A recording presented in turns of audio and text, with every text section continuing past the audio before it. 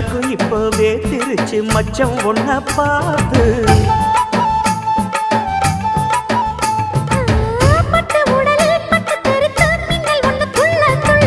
வெக்கம் துடிக்க விளக்கணைக்க ஜன்னல் கண்ணை மூடிக்கொள்ள 10 நாள் கழிச்சு தாண்டி கதவை திறக்கணும்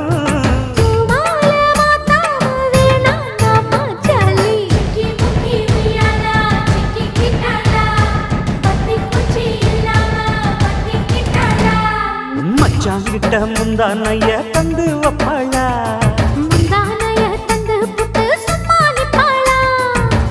பல நாள்